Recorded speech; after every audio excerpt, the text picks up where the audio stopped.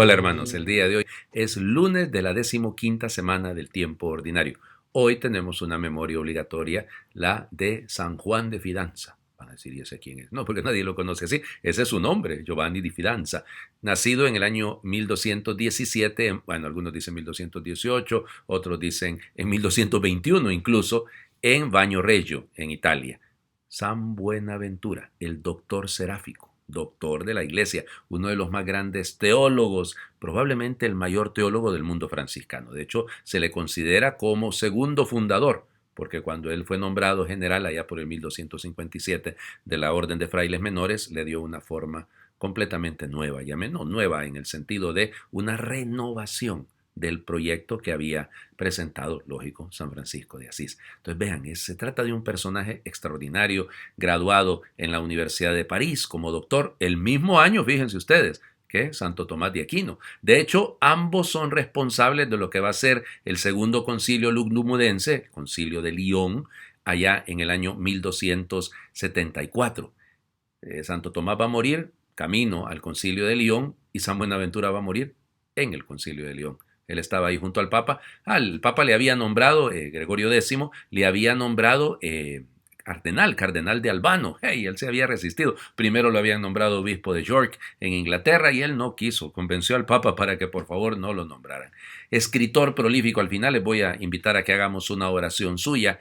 El soliloquio, por ejemplo, es una de sus obras más hermosas. Los comentarios o el diálogo de las sentencias de Pedro Lombardo, pero la obra más importante es la Opus Maior, porque él es el biógrafo realmente el más autorizado de San Francisco de Asís. O sea, lo que sabemos de San Francisco de Asís en una gran medida se lo debemos a San Buenaventura. Ya les digo, un teólogo, un pastor, un hombre lleno de Dios, con una claridad y con un sentido de la iglesia. Lamentablemente muere en un momento en el que se había logrado, fíjense ustedes, la reconciliación, la unión entre los ortodoxos, de habla griega, y los latinos, pues la Iglesia Católica Latina. Y lamentablemente aquello, cuando él murió, pues no logró llegar a puerto. Necesitamos personas de estas en nuestro mundo, personas de mucha oración, de un profundo amor y una devoción. Fíjense que se le representa algunas veces delante del Sagrado Corazón de Jesús. Sí, la devoción al Sagrado Corazón de Jesús, pues evidentemente faltarán 6 siglos para que se llegue, 6 siglos, no, 5 siglos para que se llegue a ello, pero vean ustedes la importancia de su figura. Bueno, vamos a las lecturas del día de hoy. Comenzamos a leer hoy el libro del Éxodo. Vamos a hacer una lectura litúrgica, ¿verdad? Unos versículos del capítulo primero. En aquel tiempo subió al poder en Egipto un nuevo faraón que no había conocido a José y le dijo a su pueblo: los hijos de Israel forman un pueblo más numeroso y fuerte que nosotros. Tomemos precauciones contra ellos para que no sigan multiplicándose, no sea que en caso de guerra se unan a nuestros enemigos para luchar contra nosotros y se escapen del país. Les pusieron pues capataces a los israelitas para que los oprimieran con trabajos pesados. Y así construyeron para el faraón las ciudades de Pitón y Ramsés como lugares de almacenamiento. Pero mientras más los oprimían, más crecían y se multiplicaban. Los egipcios llegaron a temer a los hijos de Israel y los redujeron a una cruel esclavitud. Les hicieron pesada la vida sometiéndolos a rudos trabajos de albañilería y a toda clase de tareas serviles en el campo. Además, el faraón dio esta orden a su pueblo: echen al río a todos los niños que les nazcan a los hebreos, pero si son niñas, déjenlas vivir. Este proceso eugenésico, ¿verdad? Como que se sigue repitiendo. Esta separación y esta manera, los gobiernos, los poderosos, siempre tienden a atacar a los más débiles. Piensen, yo leyendo esto, lo único que pensaba es en todo lo que tiene que ver con el aborto. Claro, es atentar contra los más débiles, es un crimen completamente deleznable. Oh, la mujer tiene derecho sobre su cuerpo. Es la misma mentalidad de los lobbies que andan trabajando, promoviendo la muerte de inocentes. Eso es lo que pasa en nuestro mundo. El dinero, el poder, el oprimir a los más débiles. Tantos, digamos, comparaciones que podríamos hacer el día de hoy. Pueblos que luchan por salir adelante, que luchan por sobrevivir y que de repente un país más poderoso los hunde en la esclavitud, los hunde cada vez más en una miseria mayor. Y así es, esa es la realidad de nuestro mundo. Los países del primer mundo, sin pretender generalizar, tienden a eso, a subyugar, a despreciar a los migrantes, por ejemplo. Vean todo lo que está pasando en Europa y sobre todo en Estados Unidos. Pueblos sufriendo, pueblos que quieren ganarse la vida, que quieren salir adelante, que quieren sencillamente darle una mejor oportunidad a sus hijos. Pero eso no existe. El Evangelio, seguimos leyendo el capítulo 10, de hecho lo vamos a terminar de leer el capítulo 10 de Mateo y leemos un versículo del capítulo 11.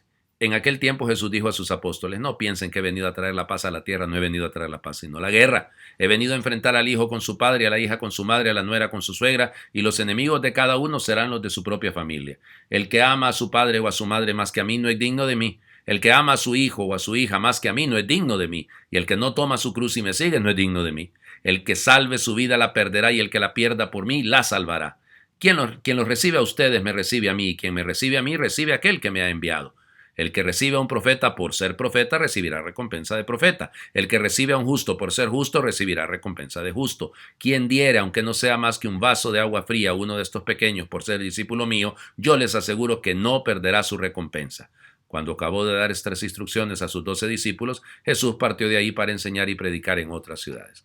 Ya les decía que el capítulo 10 de Mateo es el discurso apostólico. Jesús forma a los discípulos y aquí les deja claras las cosas.